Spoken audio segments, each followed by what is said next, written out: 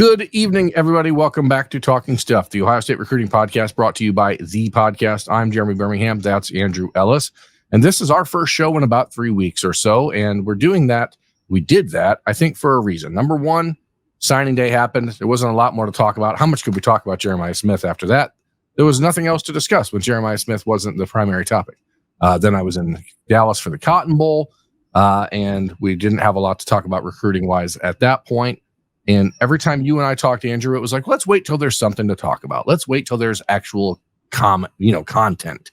And now, here we are. It's January the 17th, 22 years ago today, the day that Jim Tressel was hired at Ohio State. Ohio State announces on Wednesday their new athletic director, Ross Bjork. Bjork. I love it. I love that name. From Texas A&M. Opinions vary on that. I'm not sure how anyone has an actual opinion on the athletic director. I mean, do you actually have an opinion on the athletic director? Because I don't know how anyone has an informed one. I think everyone just sort of always hates the athletic director at their school. Yeah, that's kind of what I'm operating under, is nobody's truly happy with their athletic director. So I haven't had a chance to watch his stuff from today. I know Bill and Doug were there and they've got some snap judgments from that, which I still got to listen to. But I'm not going to provide any feedback just based on the things I've seen on Twitter, really. So give it time. The press conference, I was impressed by how the guy sounded and the things he said. Obviously, winning a press conference is not all that important.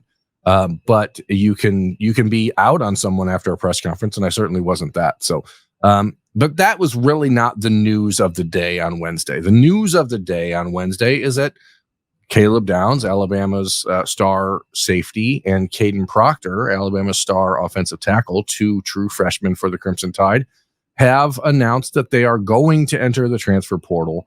And when that happened, Andrew, everything else in the Ohio State sports world kind of stopped for a moment, I think, because these are two names that people have been waiting for. One of the threads on the OhioState.Rivals.com message board is listed as a Caleb Downs and Kadyn Proctor prayer circle to give an indicator of exactly how important people believe these two young men would be to the 2024 Ohio State Buckeyes.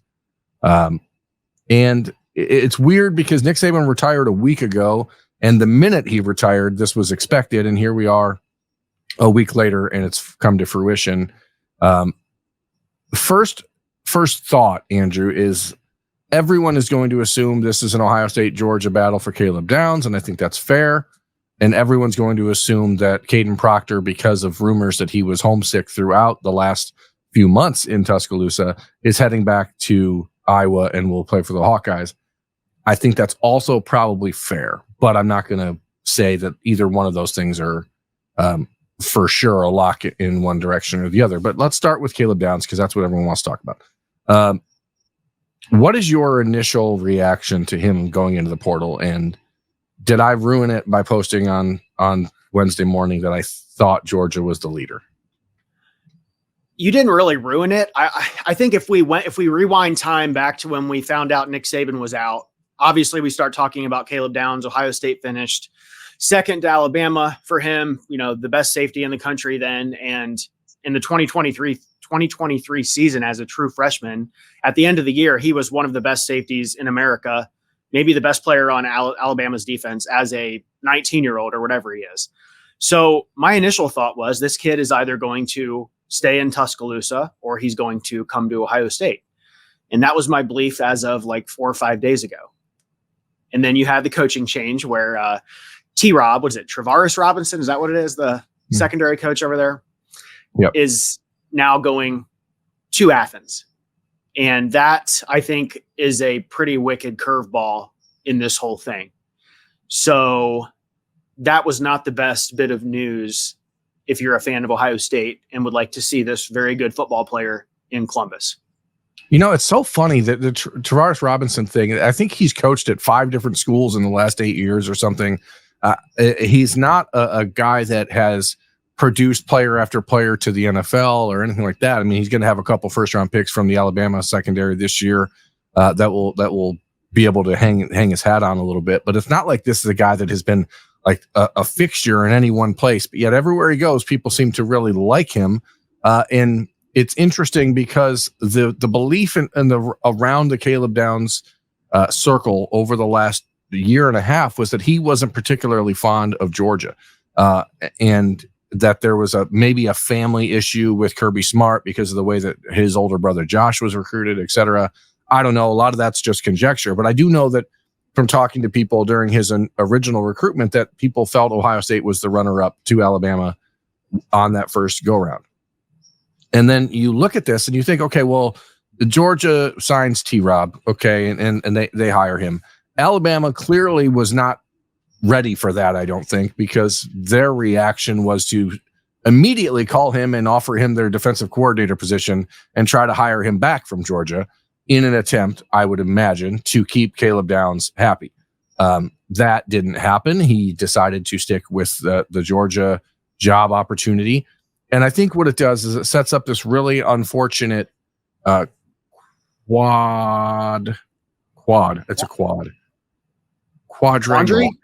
A quadri. Let's say a quadri.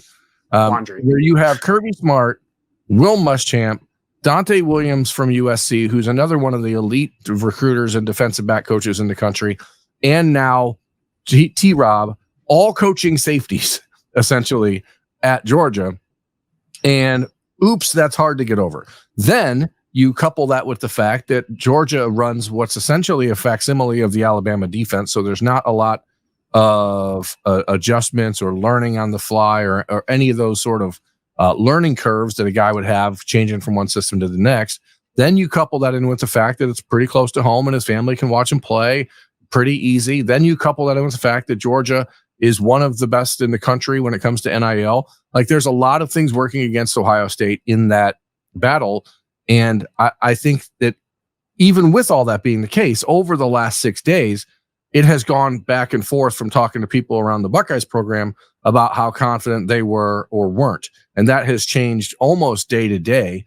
But once the decision was made by T-Rob to stay at Alabama or at Georgia, which was like Monday afternoon, that's when everything sort of became a little less optimistic and cheery. Now, here we are. It's Wednesday afternoon. People I talked to on Wednesday morning had given a pretty clear indicator that Georgia not only felt that they were in front, but that it was pretty close to a done deal. I don't know that that's the case. I know Ohio State is not giving up, but it feels like it's going to go Georgia's way. And I tried to write about this at Rivals on Wednesday morning, and I understand people's natural inclination to be disappointed and frustrated because here's a kid that Ohio State finished second for 14 months ago. The defense got way better. Tim Walton, the relationship he has with Gary Downs, Caleb's father, is really good. There's a lot of reasons that you could look at Ohio State and say, hey, Caleb Downs, you're the final missing piece of this defense that returns everyone. We need one more safety in this thing, and you're the guy, and you can come and be the difference in a national championship team. And you look at that and say, hey, why not Ohio State? And it's not like there's not always a good answer that's going to satisfy people. But I think if you look at it from, if it does happen, and I'm not ruling it out, like it still potentially could occur that it went Ohio State's way, then it's really just the cherry on top of what's been an incredible couple of weeks for Ohio State and their 2024 defense. But like, it's hard not to look at it and be like, oh, shucks. Yeah, I'm with you on that. I mean, if you compare just what's happened over the last couple of weeks to where we were in late November, and then certainly after the Cotton Bowl, I mean, it's been quite the 180. So I don't know. I think if you look at Georgia, they've got Malachi Starks coming back. He was a Thorpe finalist. They've got KJ Bolden, the number one safety in the country, going there. Jonell Aguero, another 2023 signee that Ohio State was after. But Caleb Downs is a surefire top 10 draft pick here in 2 years or whatever. So he's going to fit in anywhere he goes. I think if you're an Ohio State fan, the best course is to just expect him to stay in the SEC and then just be pleasantly surprised if that doesn't happen. Tim Walton's family connection is there. 1870 and the foundation are both just in a much better place now than they were a year ago at this time, or even 6 months ago. And Ohio State's defense, compared to what it was when he was, in the recruiting process, is just vastly improved compared to last year. So those are sort of the pros, I guess, for Ohio State's chances. But then you got all those other things you mentioned working in Georgia's favor. Yeah. And it's it's at least something where if you're an Ohio State fan, you can say the Buckeyes are in this conversation. That is a guarantee. They are not conceding to Georgia. They are not going to back away and be scared of what the Georgia NIL money or powerhouse that they are can do. I think it's almost interesting that you're in a position where a player like Jonell Aguero, all of a sudden you're like, well, maybe. Like if you're Jonell, like, do you not see this and go, what the hell? And maybe decide to bolt yourself? I don't know. I'm not saying that that's happening. I'm just saying, like, if you're that kid and Caleb Downs is coming in and taking your spot this year, do you at least not consider it? I mean, there's other ways that this can unfold, I guess, for Ohio State and Georgia. Now, there's some early conversation on Wednesday that Texas may be involved. I just don't see that happening.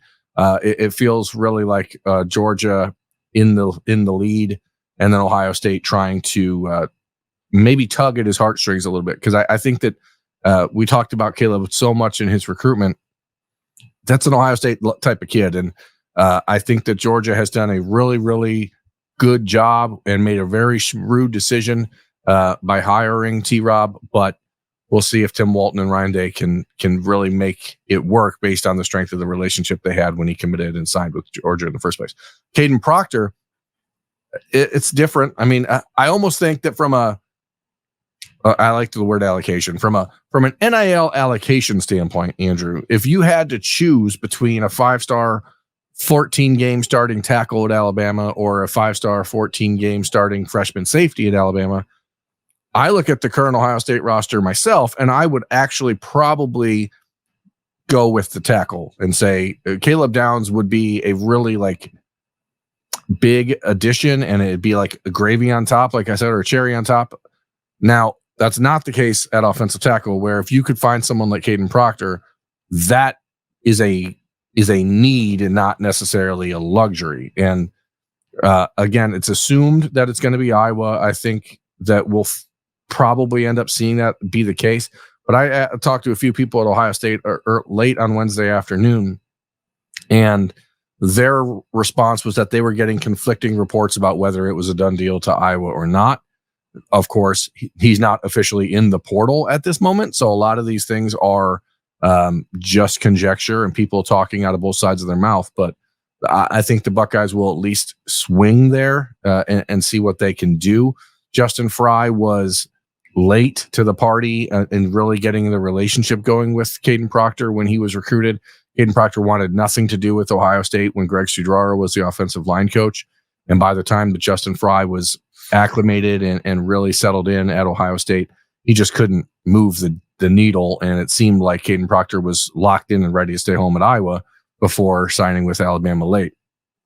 But do you agree that tackle is a bigger need or like more important if you had to choose one? Yeah, if I had to choose one, the answer is Kadyn Proctor, and it's a fairly easy choice. I mean, as you look ahead to the depth chart for next year, I think the offensive line is the biggest question, I guess quarterback too, but that's the biggest question for Ohio State moving forward. And I know Kadyn Proctor wasn't Orlando Pace as a true freshman or anything like that, but it's not easy to come in and start as an offensive tackle at a school like Alabama. So I don't knock him for that at all. But I don't know. I'd read some things about homesickness a couple months back, and now obviously Nick Saban leaves. Ohio State wasn't even really in his top 5 when he signed. So they were in the top 7. Yeah, it wasn't even his top 7. So I'm not getting my hopes up there at all. But I want to put a bow on the Caleb Downs discussion. And I asked you this question earlier, so I know your answer, but some people were asking because during the Roosters show, I believe you said there was maybe like a 30% chance he entered the portal, and this was Monday. And if he did enter the portal, you thought maybe there was like a 60% chance Ohio State would land him. And I think Bob was calculating the quadratic equation, which came out to be like 17% total likelihood. So now, obviously, here we are a couple days later. What is sort of flipped in your head that makes you think now probably Georgia is a little bit more likely, although you're not ruling out Ohio State, but what's changed in your mind, I guess? I think the biggest thing is the value of T-Rob in the recruitment, understanding that Bama's defense translates very nicely to Georgia's, understanding that there was this back and forth tussle between Georgia and Bama for Robinson's employment. And at the time we recorded that at Roosters on Monday, there was some uncertainty about which way that was going to go. So the fact that he ended up at Georgia with Dante Williams and with Muschamp and with Kirby Smart and all the things that Georgia has in its favor, I think I would still put the odds are about the same, like 20%, probably 25%. I don't really like percentages. I never do. But if I was handicapping this, I'd probably say it's like Georgia's a 3-1 favorite at this point, is what I would probably say. There's a chance for Ohio State. It's not going to be easy. And I think to change that direction, the Buckeyes would need to come over the top with a much more aggressive NIL play than Georgia, who I've heard is out basically fundraising this week on the back of Caleb Downs saying we're going to need this money. I've also heard Georgia is looking at a few other players from Alabama, not Kadyn Proctor, but like another defensive lineman, a couple wide receivers. So like they're just picking their roster apart. So they need money to make that happen. Where I think Ohio State, like I said, could change things is if they got very aggressive in the NIL. I'm not sure exactly how far you want to go down that road. But again, to me, like if I had to choose between which direction do you push a lot of money toward, I would probably pick Kadyn Proctor, all things being equal. But that's really all that changed. I mean, it's always hard to beat Georgia or Alabama for a player from the South. And no matter how much the family may have been reluctant to dive into Georgia when he was recruited the first time, there are different factors there now, and that's something you can't ignore. So we'll see. I did want to, while we're still talking transfer portal, Andrew, I want to make Nate Kalepo, the offensive tackle from Washington, started 15 games for Washington this year. I've seen some rumors or like speculation that maybe Ohio State's recruiting him because Will Howard is following him on Instagram. I've been told that's not something to pay attention to. So I guess you can cross that one off the list. Why? I'm not sure. It doesn't seem like that's a player Ohio State's going to pursue. So we'll see. There are many conversations that could be had about Caleb Downs, Kadyn Proctor, two of the top players from the class of 2023 that are now back in the sights for Ohio State. Let's talk now, however, about the class of 2024, because Ohio State is still trying to wrap that up. And they did this past weekend host Dominic Kirks from Cleveland, Painesville area. He's at Riverside High School now in Painesville. Decommitted from Washington last Friday night while he was on campus at Ohio State for his official visit. That decommitment coincided with the news that Kalen DeBoer was heading to Alabama. So I don't think it was necessarily tied to the fact that he was making an official visit, and that wasn't going to immediately cut off Washington. When Kalen DeBoer took the job at Bama, that did cut off Washington. Then Ohio State offered him on Sunday at the end of his visit, which was essentially a 48-hour interview between Ohio State and Kirks to see if there was a fit for both sides. When he left on Sunday, they offered him, and now it feels like we're in wait-and-see mode to see how long it takes for him to commit to Ohio State, because I think it's basically the Buckeyes or USC at this juncture, Andrew, and this is a kid that waited a long, long time to get an Ohio State offer, did not sign with Washington in December, and I think a primary reason for that was because he was waiting to see if the Buckeyes would come calling. They did. They offered, and now here we sit Wednesday evening. He hasn't committed yet. I would think that it still feels pretty good for the Buckeyes. Yeah, and I mean, he really doesn't even need to commit. He could just sign on the first Wednesday in February or whatever. But I sort of thought this one might be wrapped up by now as far as like an official announcement. But I don't think there's any reason for panic or anything like that, because it's an Ohio kid, and I don't know if he's going to like make a trip to SoCal or something like that. I have no idea.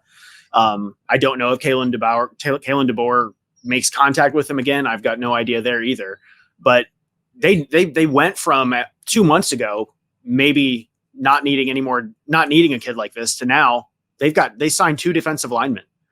Yeah. So I don't know if he's going to be a defensive end or if he's going to be a defensive tackle, or maybe you can comment more on that. But either way, they need bodies. So. Well, he's your traditional defensive end frame. He's about 6'5", 250, that strong side defensive end frame.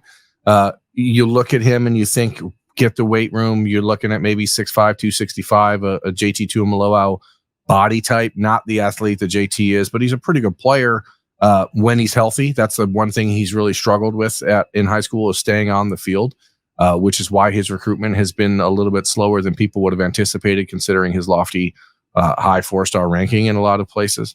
I think he took an official visit to USC in December, so he had already been out there. I think the interesting thing that you bring up is whether or not Kalen DeBoer and Alabama decide to go after him, because that roster is depleted and you are going to be able to sign a lot of kids. And to my knowledge, that has not occurred yet. And I'm kind of interested in that dynamic, because why would you not, if you're Alabama, knowing that you've already lost like 30 players to the transfer portal, and who knows what else you're going to lose. And because the transfer portal is closed, you can't really go out there and entice a bunch of other players around the country to come to your school, at least until the spring. So I think it's interesting that that doesn't seem to be occurring, but we'll see. I would imagine this is wrapped up by again, your point is interesting. I don't know that he needs to make an announcement. He could just wait to sign on February 7th, but it's 2024 and kids want to make sure that people know what they're doing. So I would still put this one, like, if this is not publicly announced by next Monday, I would be surprised, and then I'd start to wonder if there was something else going on. But I think that at this juncture, all things that I've heard are positive, and there's nothing to like worry about from an Ohio State perspective. Can you remind me and the masses, like, what caused the delay for them to offer him? Were there some injury issues, or was it like adding weight or losing weight, or was there like one thing in particular that they were kind of waiting on, or other targets committing and decommitting and all that, or what was the holdup? He switched schools after his junior year, and heading into his senior year, went from Villa Angelo St. Joseph in Cleveland to Riverside in Painesville. And whenever you have a player making big decisions like that and big changes like that in the middle of their recruitment, things sometimes can get lost. Like I said, he's had some difficulty staying on the field because of injuries in his last couple of seasons. That has slowed the evaluation process. That stopped him from coming to camp this summer. The tape that he had as a senior year was not particularly great because he was not playing much. And when he was still trying to get back into football shape. The frame and stuff has been there all the time. It's not been able to be consistently applied. And when you're talking about an Ohio State level player, you want to see a dominant player on film. And I don't know that you see that all the time with Kirks. But as you said at the start of this segment, you're now dealing with the situation where you only signed Edric Houston and Eric Mensah on the defensive line. You need more defensive ends. And so you head into the 2025 season, you get JT Tuimoloau back, you get Jack Sawyer back, you have Mitchell Melton back, you have Kenyatta Jackson and Caden Curry back. But beyond that, all those guys could leave next year. Every one of those guys could be off the roster for one reason or another. So you better start, piling up some alternate options. And I think it worked out for Ohio State that Washington was probably a little far away from home to just guarantee yourself in December, hey, I'm going to sign and we'll figure it out later. I think that the concerns about DeBoer maybe ending up somewhere else probably had already begun percolating at that point. And quite frankly, Ohio State and Larry Johnson had done a nice job just making sure that he knew what the score was and saying, we're interested, but we need to keep getting to know you. What is the rush? Why would you sign in December if you're not enrolling early? Like, if I'm honest to God, the more I think about it, if I was a parent of a high school senior and they weren't enrolling early, there's no way in the world a kid should sign in December at this point, unless you're enrolling early. Like, there are so many things that change. There are so many coaches leaving. There are so many other things going on. Why would you lock yourself into that situation in December if you didn't have to? I imagine a kid like Julian Sayin, for example, who, you get into this situation and here you are, you're stuck. And now you don't know anything, maybe Kalen DeBoer will be able to keep him in the class, but how much different would the Ohio State class have looked if Julian Sayin knew that, Kalen DeBoer or that Tommy Rees and everyone at Alabama was leaving? So whatever, kind of weird. Sorry about that. Just went on a little rant, but I would say this is wrapped up by Monday. We'll wrap up the Dominic Kirks talk there. It's good news for Ohio State, though. And that's kind of been like the motto for the last few weeks, Andrew. Like the class of 2025 is starting to get going. It had a slow and steady start. We had the Blake Woodby commitment in November, and you hadn't heard much else really going on. Devin Sanchez commits publicly on January 6th. That's a big one. We haven't had a show since then, but obviously, that was expected based on the relationship that he had with Tim Walton. And here we are now. It's January the 17th. We've seen reports that Carter Lowe, the top in-state offensive line priority in the class of 2025, is narrowing in on a decision. I think that probably by the end of January, that will be wrapped up one way or the other. I think that's going to end up in Ohio State's favor. I know that there's been talk about Georgia and Michigan and Tennessee, and Alabama was in his top 5, but I don't think that's going to happen with the Crimson Tide at this point.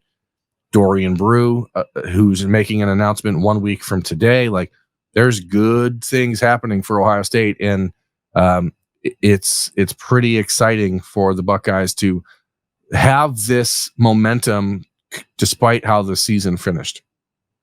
Yeah, and before I say this, I'll say I'm as guilty of this as anybody, but this is the time of the year, every year, where you say this Ohio State class is going to be the best Ohio State class since 2017 or whatever. But I mean, the pieces are coming together. You've got a 5-star prototype cornerback from the state of Texas. You've got your quarterback. You've got another good defensive back in Blake Woodby. Offensive line, that's going to be kind of what everybody's looking at. The offensive tackle and running back's an interesting one to watch too moving forward. And I mean, they're going to have to take 5 or 6 defensive linemen probably at least in this class. Yeah. But yeah, a lot of things are happening right now. Things are business is picking up here. Yeah, I didn't even mention. I mean, they added a defensive end commitment from Philadelphia with Naheem Stewart. Zion Mathis. My brain, Zahir Mathis. Sorry, my brain. My brain just broke. That's crazy. Okay. Zahir Mathis committed 2 weeks ago. So now you've got a big time defensive end in the class. You've got the 5-star defensive back in Devin Sanchez. You add him to Blake Woodby. Ohio State, James Laurinaitis on the recruiting trail down in Florida, visiting with TJ Alford, the top priority outside linebacker. Elijah Melendez, Miami commit at middle linebacker. These are big time guys that the Buckeyes are very in on. James Laurinaitis is in Texas today. He'll be in California visiting Madden Faremo later this week. Like they're on the prowl right now to really capitalize on this momentum that they have when you add in guys like Mathis and Sanchez. And now you can say, hey, we've got these pieces. And I think your point about this is going to be that class where you're like, oh, this is the best sense. And I don't want to do that, but I do think that there's an opportunity from a defensive class standpoint for Ohio State to have its best class in probably 6 or 7 years. But when you go back to 17, when that was the class with Jeff Okudah and Sean Wade and Baron Browning and, a really good, solid group across the board.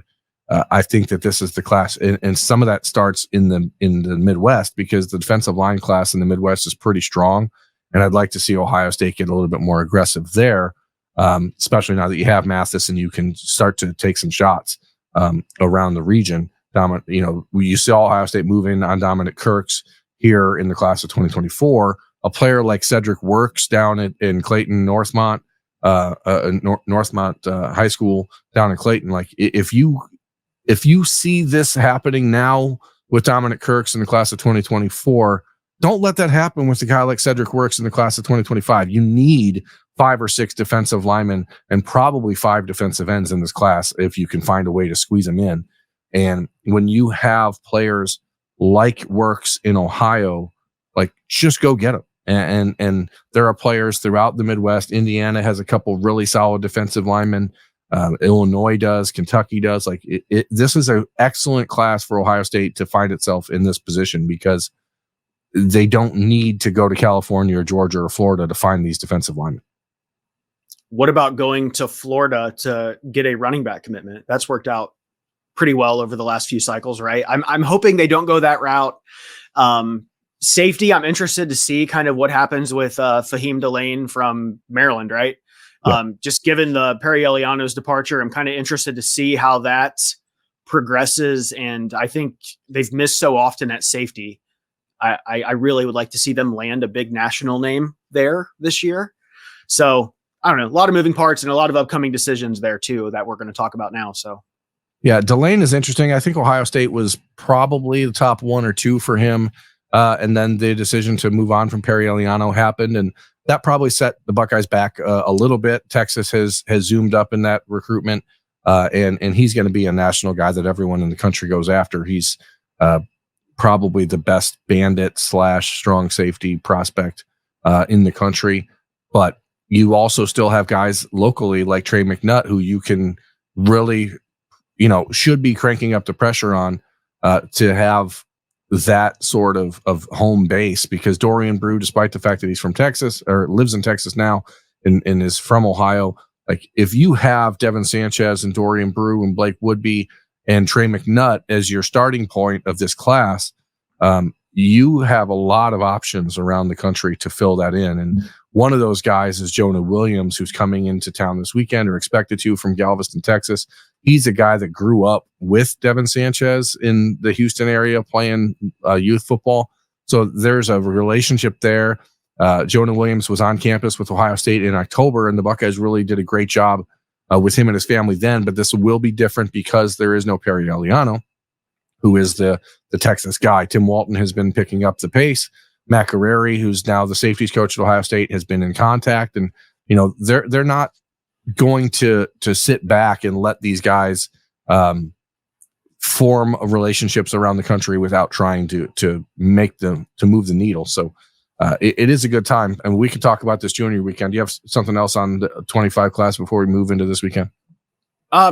Not really. Just, do we know for sure Dorian Brew if he's being recruited as a corner or a safety, or is it just kind of up in the air, defensive back? We'll see where he grows or all that.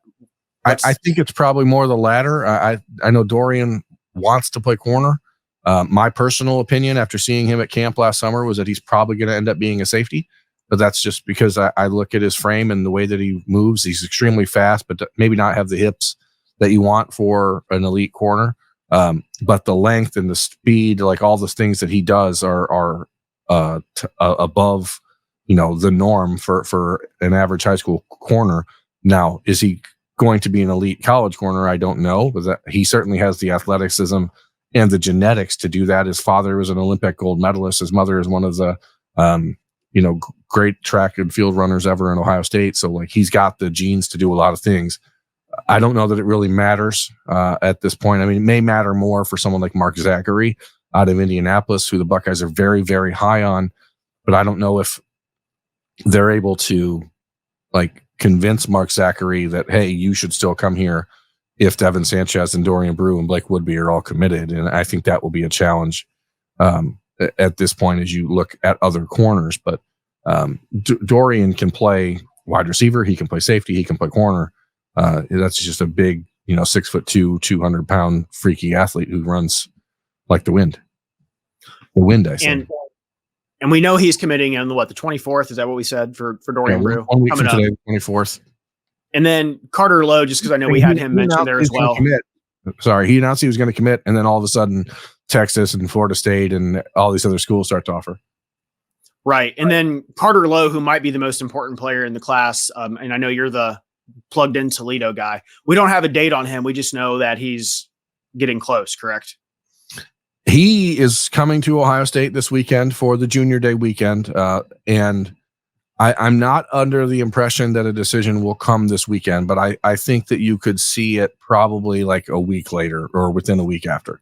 It would not surprise me. There is a push from Tavian St. Clair, from Eli Lee, some of these other guys that are already committed, Devin Sanchez, with Carter Lowe to say, hey, man, let's go. It's time to do this.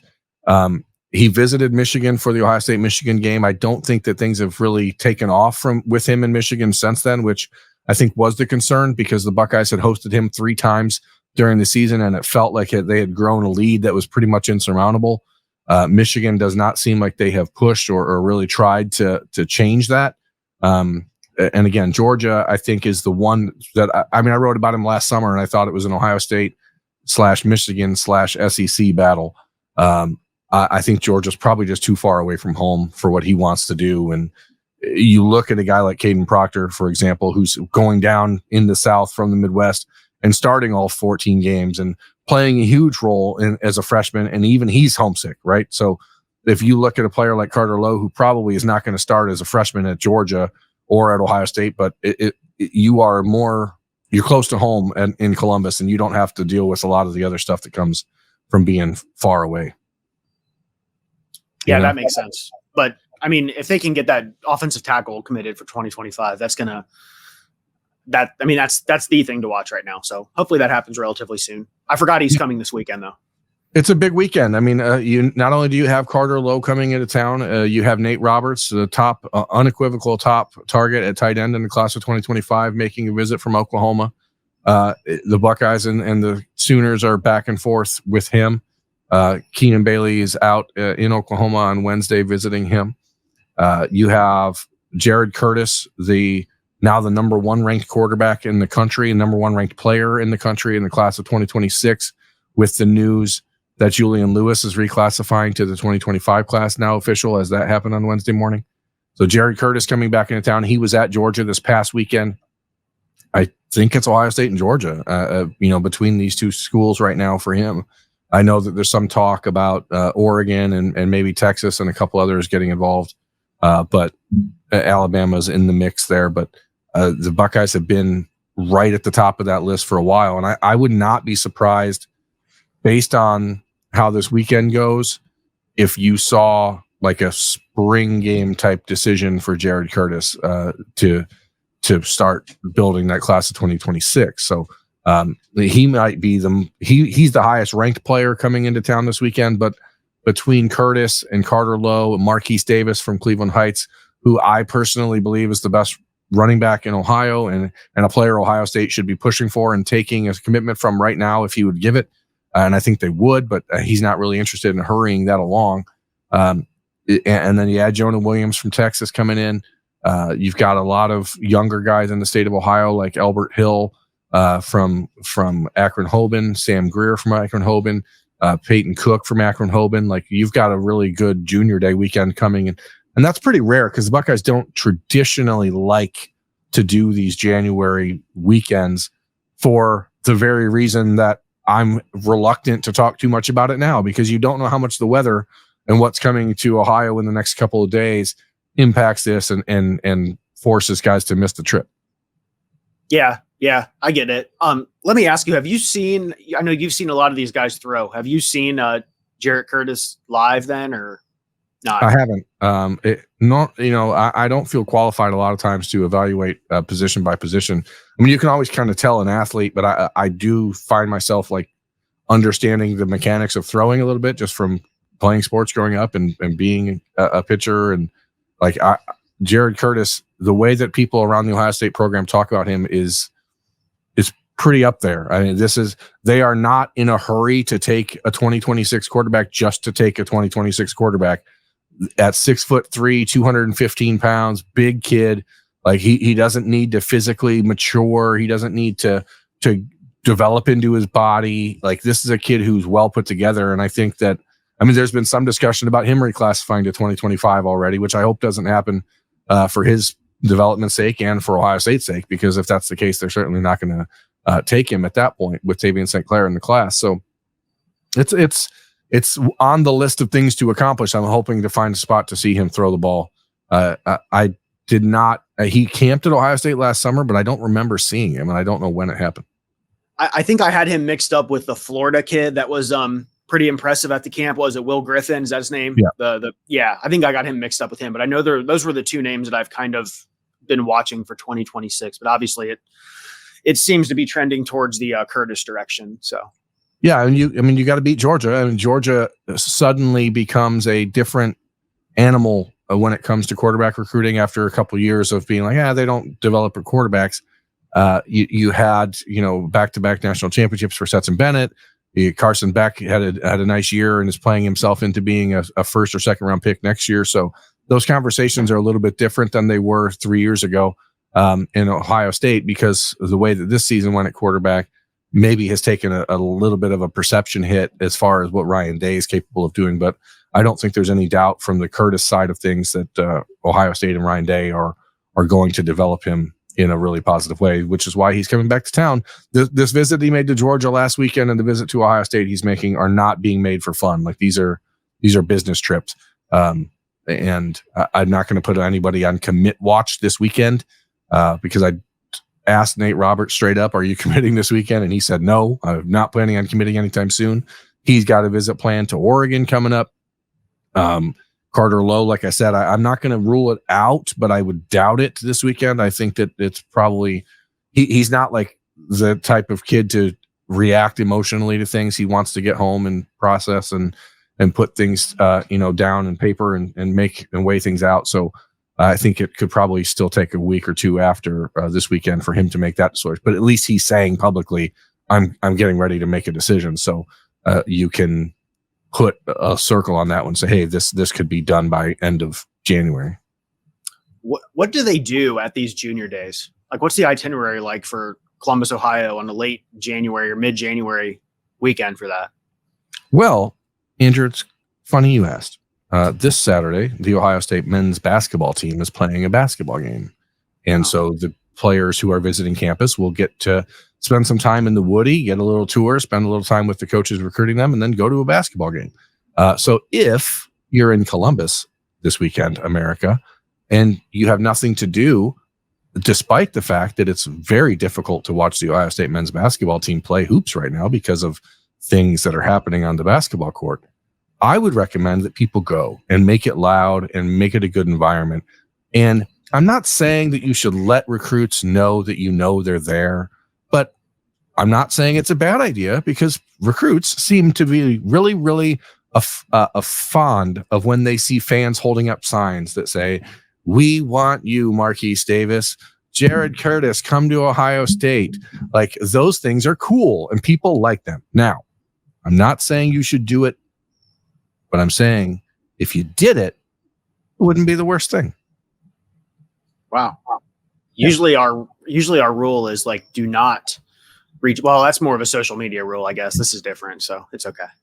Yeah, I mean, if you're, but even that is okay if you're being positive and like, just don't be a person on social media saying you suck, jackass, and going to a game and holding up a sign saying, oh, I hate coaches. Like that's not smart. Like, go and be positive, be loud, show them that Ohio in the middle of January can be bumping. You know what I mean? Yeah. If it's cold, it's going to be cold. The good thing is none of these kids are really, from the warm weather state. So you've got at least kids who understand what winter is. But yeah, it's a big weekend. The Marquise Davis thing to me is one that doesn't get talked about as much as it should, because, as you mentioned, the South Florida running back recruiting disasters of the last few years. Nightmare. Yeah. Like, you've got a player like this in Ohio. You've got him and Bo Jackson, who are both really talented players. I think Bo Jackson might be a better defensive prospect than running back, but that's neither here nor there. I think there's some people who believe Marquise Davis is a better defensive prospect than running back. I don't personally subscribe to that, because I've seen Marquise play, and I think he's a bad dude at running back. And I think that the odds of landing someone like California standouts, 5 stars, like that are low. I just don't think that you're going to do it. So it's certainly always worth chasing the best players in the country. But sometimes, like I said, talking about the defensive line, like, sometimes those guys are just closer to home and you don't need to go that far. You got Brandon Caesar at Cleveland Heights. So, like, I don't know if he's making the trip this weekend or not, but I doubt it. He seems to be disinterested in recruiting. Oh, interesting. Remind me, is Justin Hill, Wintonwood, Cincinnati, is he coming this weekend or not? I can't remember if his name was on any list or not. Asked him and he said he would let me know. I have not seen him confirmed or not for this weekend, but James Laurinaitis was at his high school last Friday. So was Tim Walton. So, like, they're certainly doing what they can to make sure that he's a part of this discussion. I think months ago, there was maybe some concern that a certain SEC school that wins a lot of national championships could be a thorn in Ohio State's side there. So I assume the recent events might help the Buckeyes out a bit with that one, perhaps. The most important thing for Ohio State in the recruitment of a player like Justin Hill, despite the fact that we talked about Alabama and his family having some affection for the Crimson Tide and some fandom, is to show him how the position that he plays is going to be used at Ohio State. So, do that. Show you cannot. If you're recruiting a player to be the jack, use the jack. So now, again, maybe because this is college football recruiting, you can say whatever you want and do things however you want. You can say, we can't really play this position because we don't have a player like you on our team. So once we get a player like you, then we'll play that position more. But then you actually have to back it up. So, I mean, I think the relationship is there. Ryan Day is very involved. James Laurinaitis is involved. Tim Walton's involved. I don't know. Jim Knowles has been involved. I think the Buckeyes are doing a good job regulating that and, sort of evening the playing field there. Yeah, that makes sense. What else you got? Let's wrap this up here.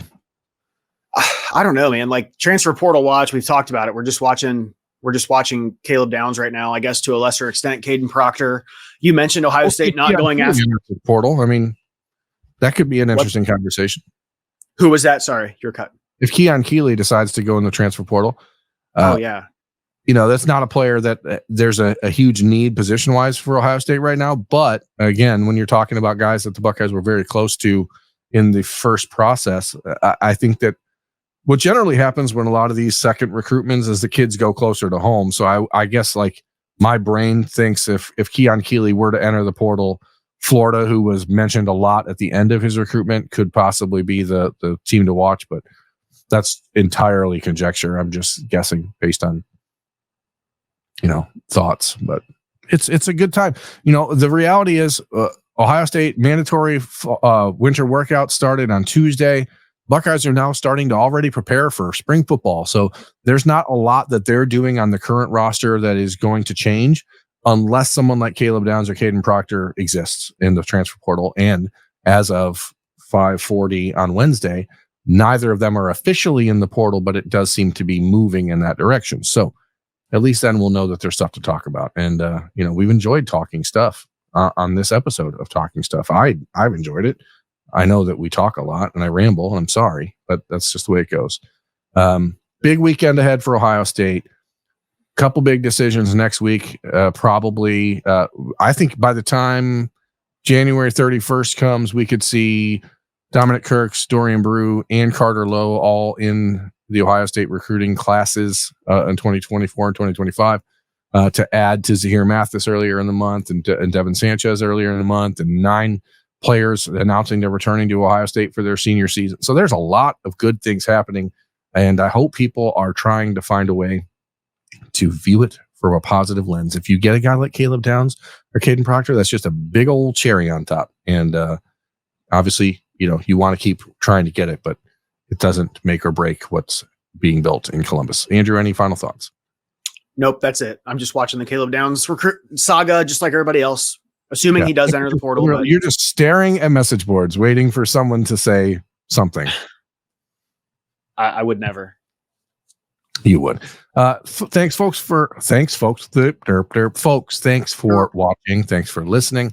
I know that I don't often do this, but if you're watching the show and you actually enjoyed it, and I guess there's gluttons out there who like stuff like this, hit the button that says like, hit the button that says subscribe, because those are the ways that we get promoted more in YouTube's algorithm and that sort of stuff. And that goes a long way to helping us grow our company and our brand and our content. So thank you for watching. Thank you for listening. We will see you next time. This has been Talking Stuff on the podcast.